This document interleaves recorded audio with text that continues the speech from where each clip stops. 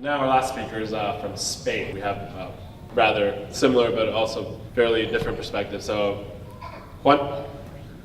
My name is Juan Antonio, and I'm from Spain. And currently, I'm teach at both Chattanooga State and UTC. I teach Spanish and humanities. And I immigrated into the United States twice. So shame on me if I don't like it, right? You can fool me once, but I came again, so I guess I must like something. Now, as Felipe mentioned, I come from Europe, right? So recently I hear of a lot of people investing money in Ancestry.com and other sites to try to find out who was the first heroic European that came to the US, right? I always thought that I'm very fortunate because I can save that money because it's me. You know, it's as simple as just look inside. Now, Europe is much less heroic now than it was in the 19th or 18th century, right? Like, there's no famine or, you know, mass murders are more rare now than they used to be.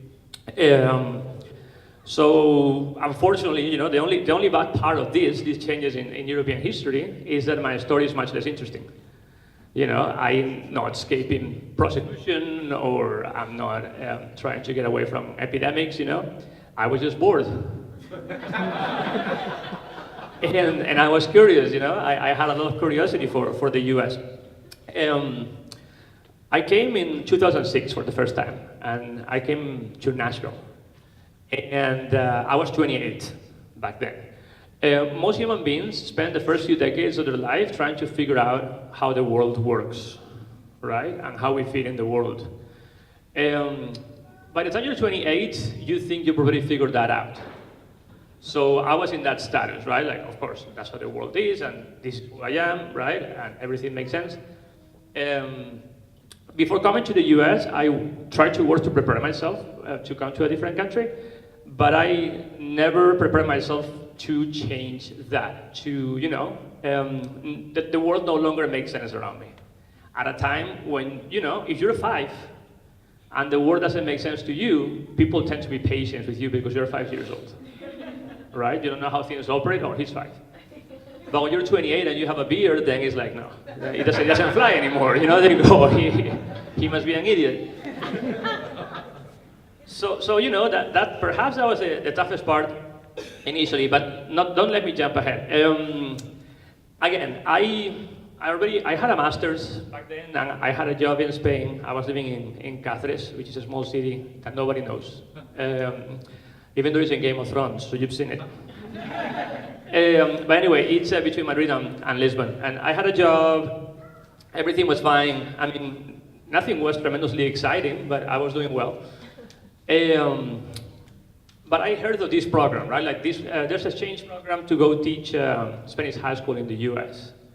And a friend of mine had applied, and he said, why don't you apply? Because in Spain, we like to do everything with a friend, you know? It's almost like, you know, it's weird if you do it on your own. So, all right, I'll apply with you, you know, whatever.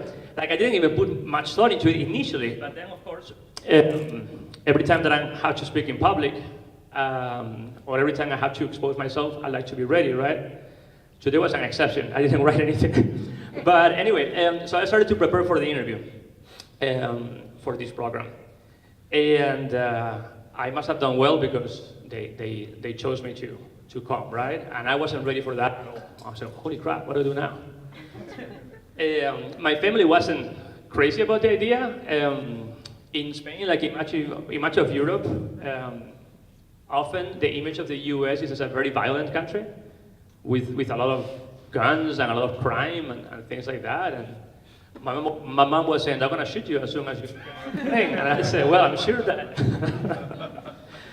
you probably, you know, I mean, I don't think the statistics will be that bad, you know, like it will be completely depopulated by now. So again, against the advice of my family and other friends, I thought that I wanted to give it a try. And again, for many different reasons. I felt that my life was stagnant at the time, and I felt like caught in the inertia of the everyday life. Nothing was exciting really in my life there. And I had always loved American movies and music and TV, like for all my life. I've been, listening and watching American cultural products, so I thought it would be interesting to be part of it, right? So again, I made the decision to come, and they gave me 3 choices. They offered me Nebraska, Colorado, and Tennessee. And the only thing remotely familiar from Nebraska that I ever heard of was not the Golden, that's the Golden Girls. different state. No, the Children of the Corn is the only thing. No. Colorado, I was kind of like into it, but then I looked at the weather in the winter and I thought, I don't feel prepared. And Tennessee, I only knew 2 things about Tennessee, and that was Elvis Presley and Jack Daniels. And I was okay with both. So I thought it's gonna be Tennessee. And also, I have to say, like, my idea was to get as immersed in American culture as possible. So I thought, I'm gonna go to Tennessee because I bet there's absolutely nobody that speaks Spanish there. So I kind of like, I had that, I was looking forward to that, to be fully immersed, right?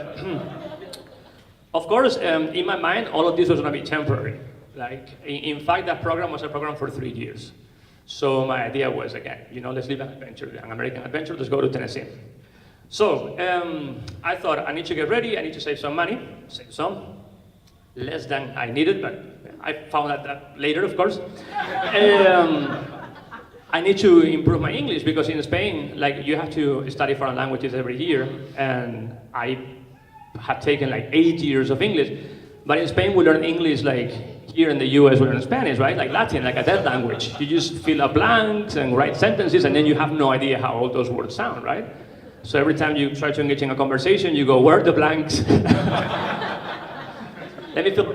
So anyway, I made the mistake to go to Ireland for a few weeks, to practice my English before coming to the US,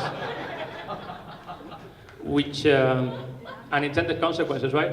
Like the first problem was that there was a lot of vocabulary that will not work in the US that I learned in Ireland.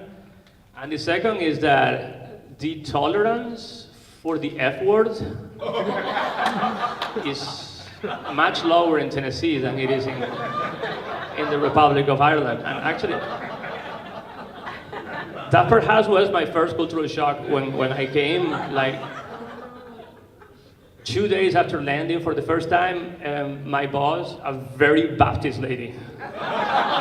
Like, if you go to a dictionary and you look up Baptist lady, there's the picture of that lady.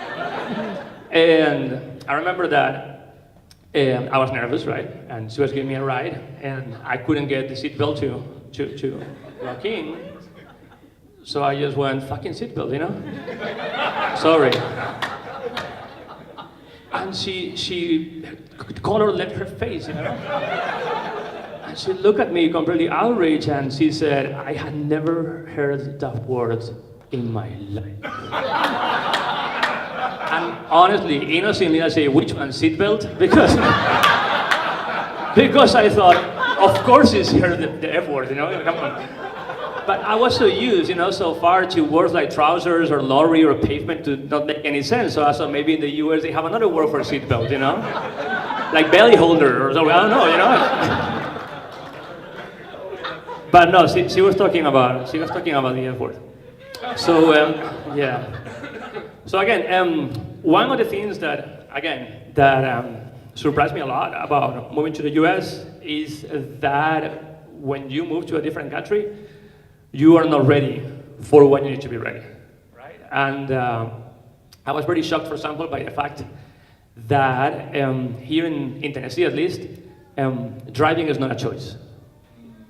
Driving is required. I wasn't ready for that, and that was definitely a shock. Like my very first experience in the U.S. was, in the Miami airport for 6 hours.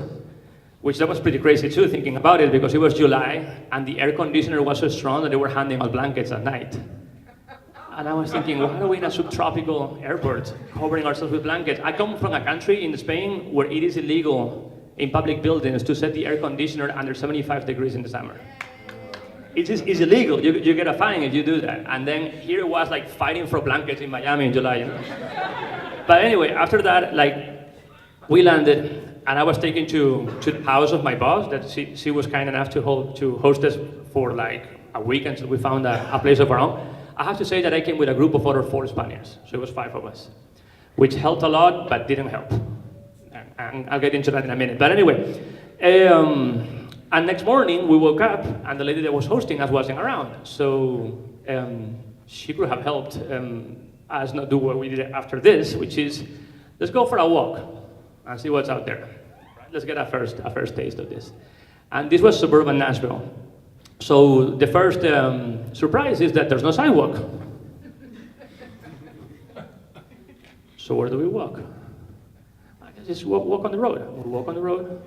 It was so hot, it was like the asphalt was kind of like melting and dissipating into our lungs. So we started to work on yards, and then we started to see people kind of like peering from their houses, super preoccupied and worried.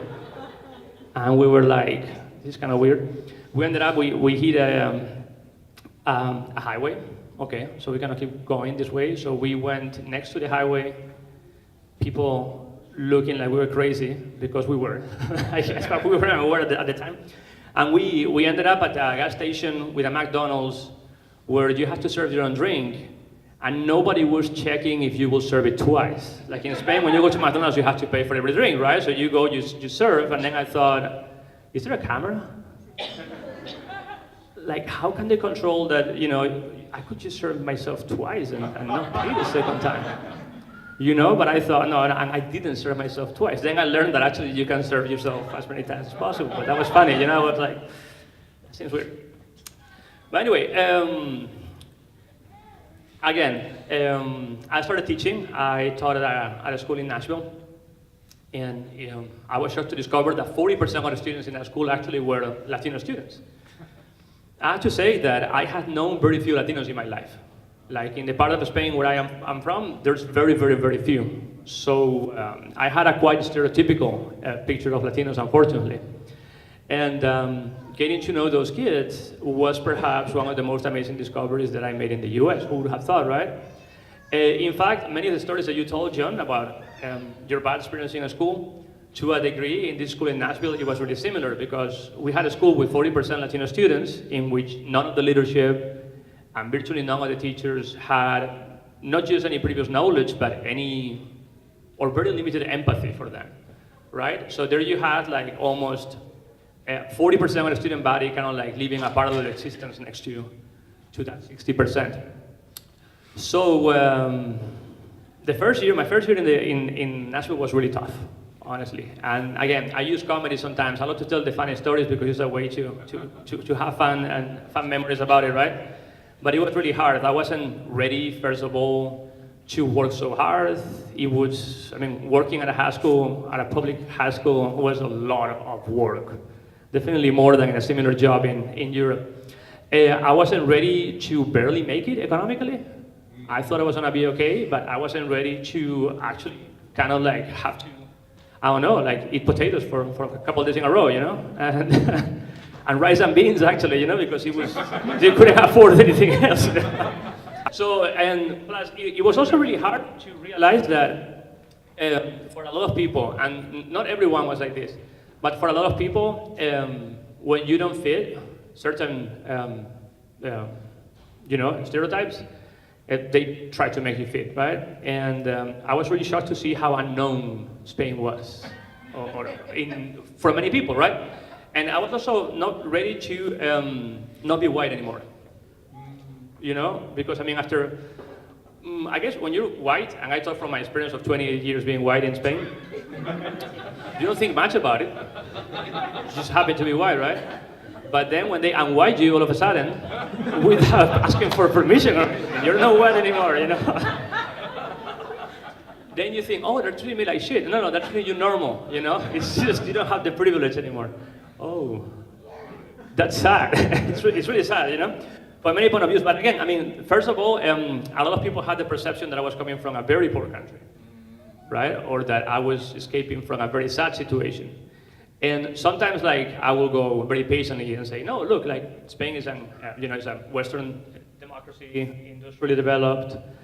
Our closets are smaller than yours, but but we do fine. But I mean, I will see that it felt like an impossible to win battle, right? Because I mean, sometimes, like, even to a person that you have already told that, they will come again and make a comment that implied that, I mean, they had this picture of Spain with chicken running in the streets, right? And dust everywhere and donkeys in the corners, and it was impossible to remove that. It was pretty hurtful to me, right? Because, I mean, you come fully formed, you need to relearn many things. In my case, I didn't have family with me, so I was quite isolated at the beginning. So on top of that, getting, like, getting perceived as that, it was definitely tough. So I remember my first year, as a way to cope with that, instead of trying to explain to people the reality of things, no, listen, I mean, Spain is a pretty decent place to live. I started to just make up stories. To say they would believe them, and how crazy I could make them. And it was easier to believe for many of them the crazy story than the reality. Like, I remember once, somebody telling me, like, oh, you must be so happy. And I said, why? Well, because you got to come to America. You don't have to be in Spain anymore. And I said, yeah, you're right. It was really tough there. Really, what was the toughest thing? He said, well, we have a caste system in Spain. And if you touch a person from the other caste, they flog you in the public square. So, I mean, imagine when he's taking the bus in rush hour, And he believed it, or at least he pretended he did. I mean, it was crazy. And again, as I say, it's a little sad, and it doesn't reflect much on me, but it was a way for me to deal with, but by using comedy, I kind of like was deflecting how, it was affecting my own self-esteem. Anyway, I resisted the first year because I thought it's gonna be 3 years. I don't want to go back defeated, I can make it. And then after 2 years, everything changed. Because after 2 years, I got to meet who's my wife today. Her name is Sarah. She's back there. And up until then, as I say, right, like, I will go to school. I will fight as much as I could for the Latino kids in that school. We managed to set up a Spanish Heritage program, me and another teacher there. And we managed to connect with YMCA in the city and with Conexión Americas and with other organizations, and try to bring the parents of the kids and give them tutoring and help them stay motivated to pursue an education beyond high school. So I had that during the day, and then I will go to my Spanish friends, and I will cook only Spanish food, which is funny because I only ate pizza and spaghetti when I was in Spain. But since I came here, I eat more Spanish food than ever before in my life. So I was into this cocoon, right? And every now and then I'll have like these interactions that sometimes were positive, sometimes were negative with non-Spanish speaking people. But after meeting Sarah, it was kind of like I had to break that bubble, right? And eventually when we moved in, for the first time I had to speak in English every day. And I had to get used to things like, for example, eating oatmeal as a human being. Which in Spain, we give it to horses, right? And I go, I'm not the right mammal for this, Like, why did I imagine that it should be like Europe, right? I mean, in the same way, if an American goes to Europe, they might be frustrated by the same reason. So finally, after 2 years, I started to realize, like, America is America. And Europe is Europe, right? And America has strengths and has things that are great, and Europe has strengths and things that are great. And what's the point of being, bitching every day about what is different when, you can just enjoy what is good and maybe contribute, right? And find solutions for those things that are different.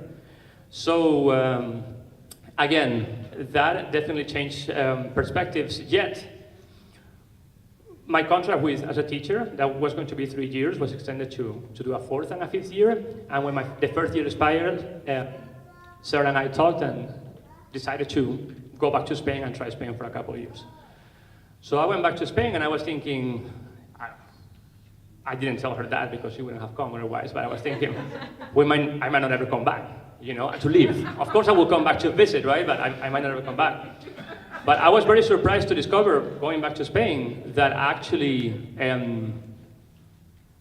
I had changed. you know? And all of a sudden, like, I wasn't going back home. Like, home didn't exist anymore. Holy crap. You know, like, things have changed, relatives have passed, friends have moved away, and I had changed too. I had a different perspective, and I didn't even notice that.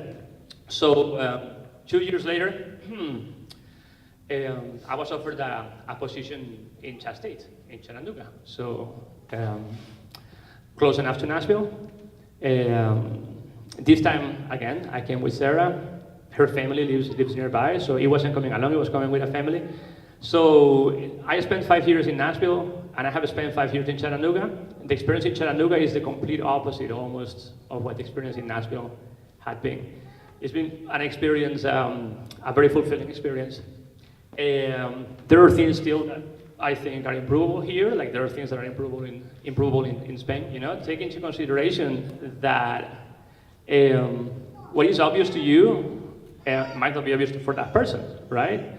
And most people want to be happy, most people want to be good, most people try to be nice, and they do it the only way they know, right? And very few have had the experience to have developed and grown enough to handle two cultures, to handle two realities, and come across as competent in any conversation, right? So again, that's my advice for everyone. Thank you for listening.